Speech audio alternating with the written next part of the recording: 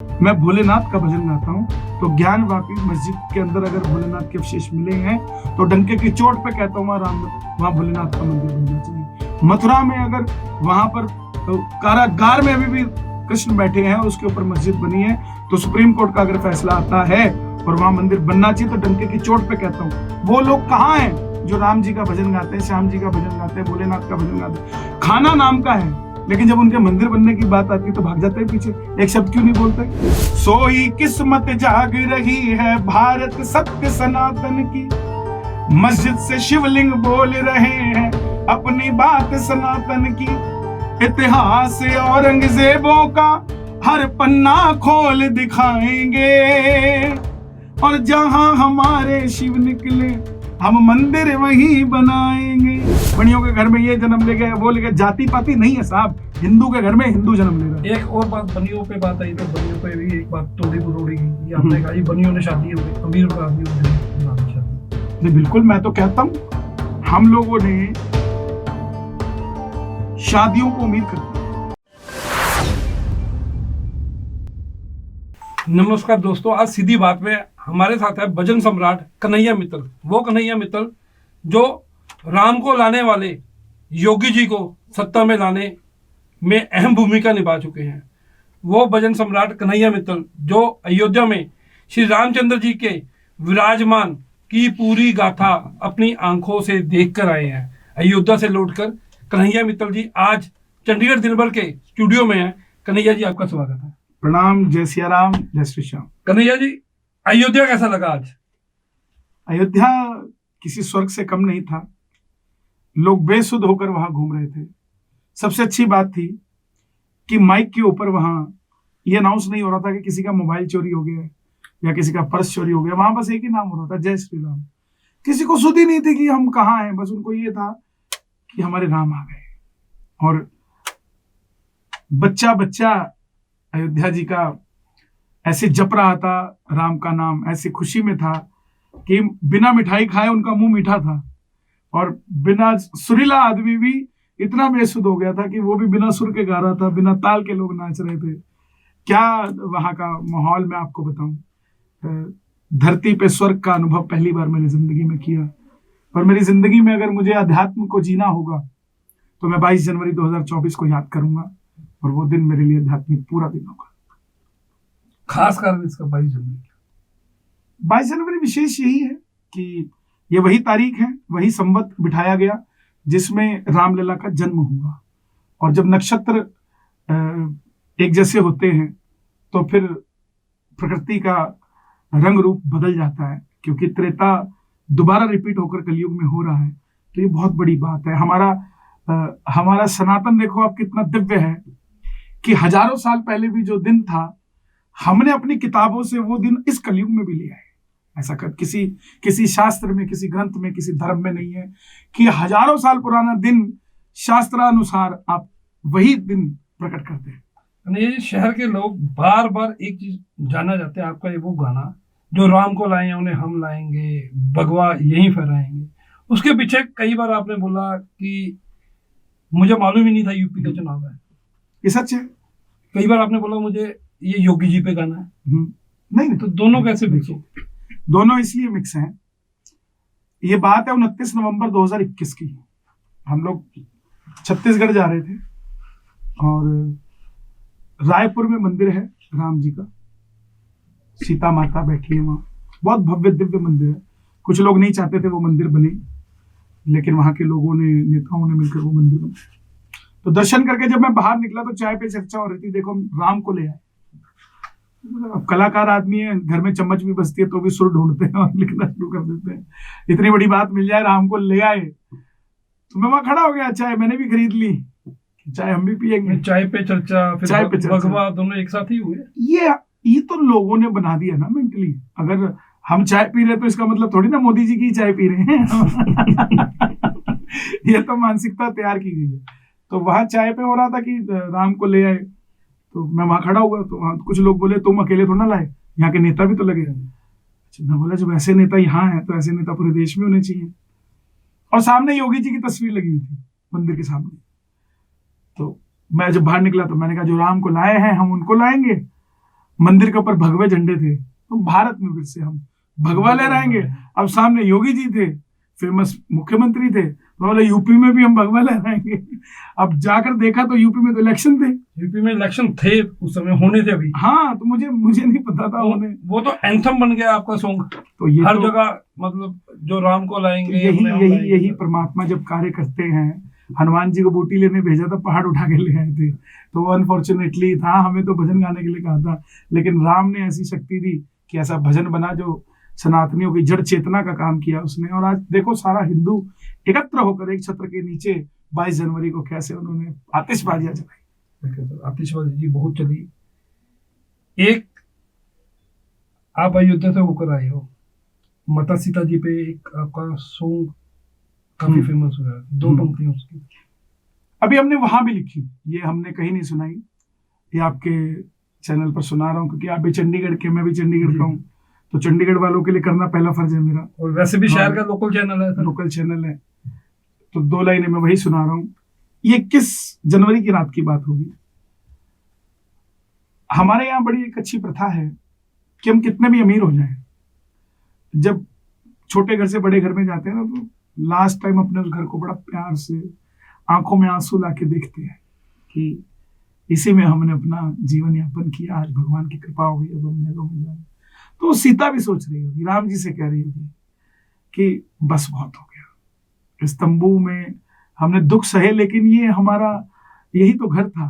तो आज सिया के लब पर देखो आ ही गई ये बात, आज सिया के लब पर देखो आ ही गई ये बात, देख लो तंबू गौर से रामा, इसमें है आखिरी रात, ठंड लगी चाहे गर्मी लगी, पर ठंड लगी चाहे गर्मी लगी, पर हौसला था मेरे नाथ, तंबू से महलों में लेकर जाएगा कोई, समझेगा जज्बा। तो सीता माता भी कह रही होगी राम से कि हम कल सुबह चले जाएंगे। और देखो हमारे देश के अंदर सीता माता इतनी कोमल थी कि जब वो सुबह उठती थी और सूर्य उदय होता था तो 14 पर्दे लगते थे, और एक एक पर्दा हटा के किरण की उनके ऊपर छांव डाली जाती थी, कहीं कुछ हो ना जाए। और ऐसी कोमल सीता को शादी के बाद वनवास मिला, महल नहीं मिला। रावण हर के ले गया, वहां भी महल नहीं मिला। वापस आई, राज्याभिषेक हुआ, दूसरे वनवास में चली गई भगवान वाल्मीकि के, वहां भी महल नहीं मिला। दोनों बेटों का, रानी की बेटों का जन्म आश्रम में हो रहा है, महल नहीं मिला।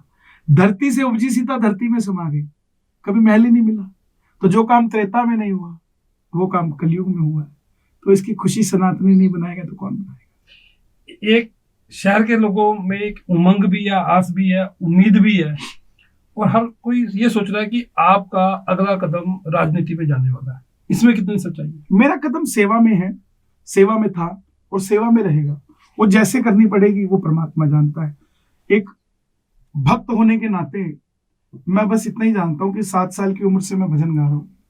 मैंने कभी नहीं सोचा था कि भजनों से मैं यहाँ तक भी पहुंच जाऊंगा कि देश के साथ मुख्यमंत्री मुझे इतना प्यार करेंगे, देश के प्रधानमंत्री इतना प्यार करेंगे, शीर्ष नेतृत्व इतना प्यार करेगा, लोग इतना प्यार करेंगे। ये तो नेतृत्व तो अलग चीज है, लोगों का प्यार इतना मिलेगा कि हम कहीं भी जाएंगे एक पहचान हो जाएगी। अब मैं अयोध्या गया तो मुझे पता है मेरे दिल के अंदर क्या जज्बात है।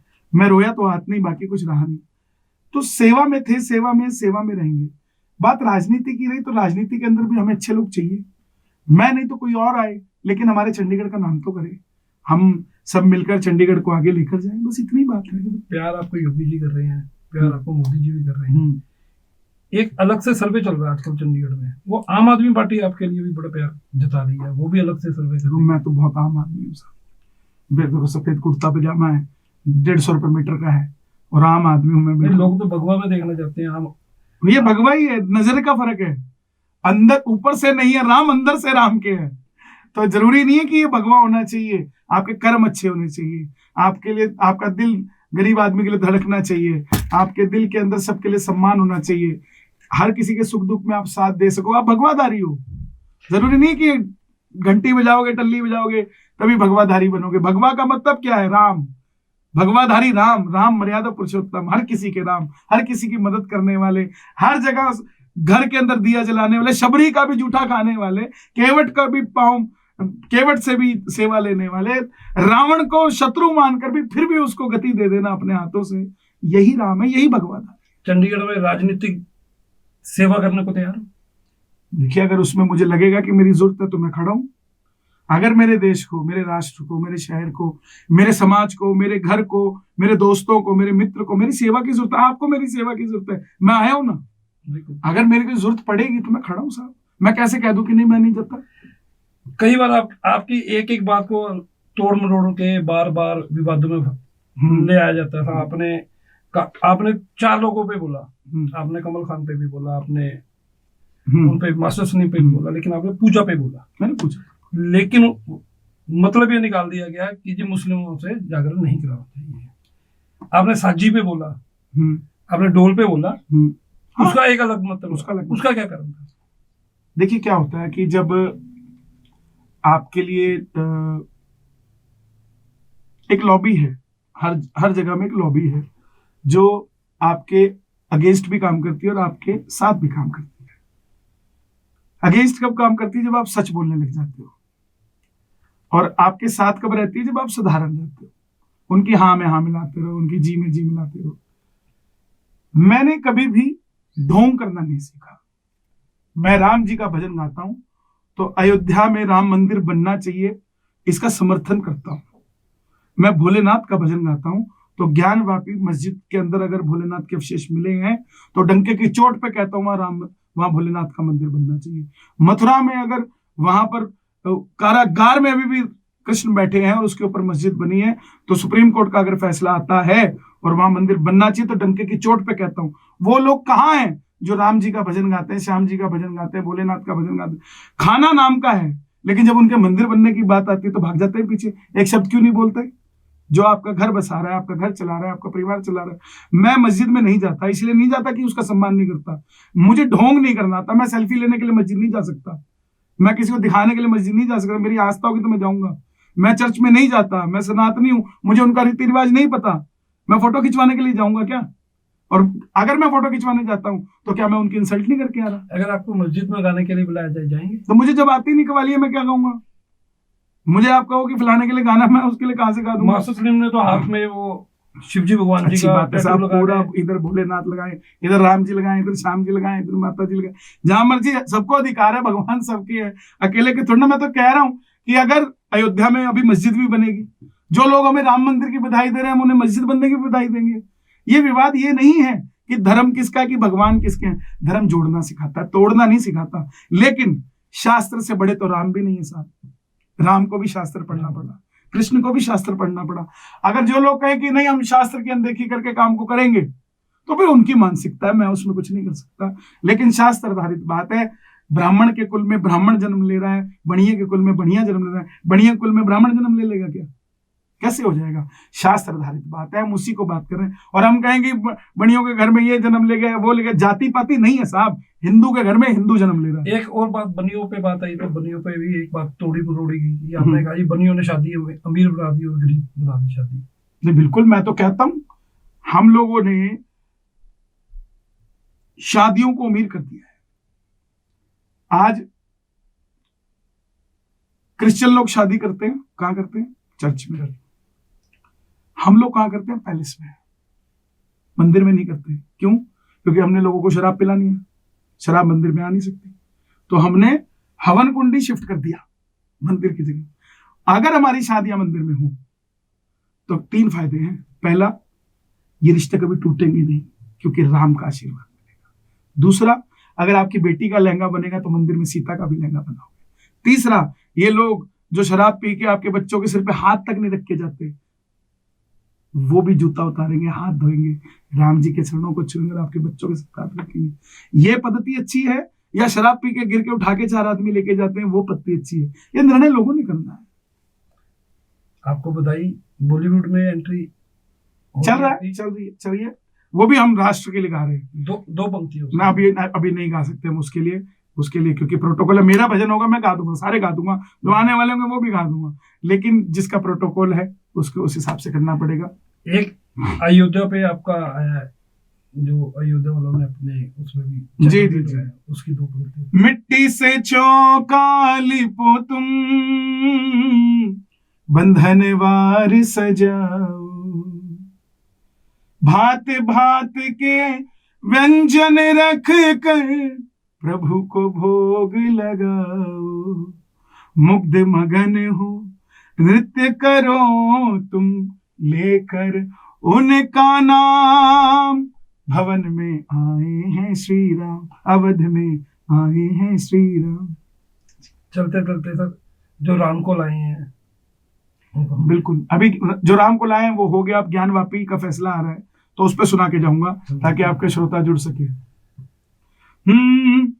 सोई किस्मत जाग रही है भारत सत्य सनातन की, मस्जिद से शिवलिंग बोल रहे हैं अपनी बात सनातन की, इतिहास औरंगजेबों का हर पन्ना खोल दिखाएंगे, और जहां हमारे शिव निकले हम मंदिर वहीं बनाएंगे। ओम नमः शिवाय, ओम नमः शिवाय। दोस्तों, कन्हैया मित्तल जी की इस बात का चंडीगढ़ दिन भर पूरा समर्थन करता है कि शादियां मंदिरों में ही होनी चाहिए, पैलेसों में नहीं। हम उम्मीद करते हैं कि शहर के लोग जागे और मंदिरों में ही शादी कराएं, पैलेसों में नहीं, ताकि श्री रामचंद्र जी का आशीर्वाद दोनों जोड़ों पर निरंतर बना रहे। धन्यवाद। चंडीगढ़ से संजीव महाजन, चंडीगढ़ दिन भर के लिए। अगर आपने अभी तक हमारे चैनल को सब्सक्राइब नहीं किया है तो आज ही सब्सक्राइब करें,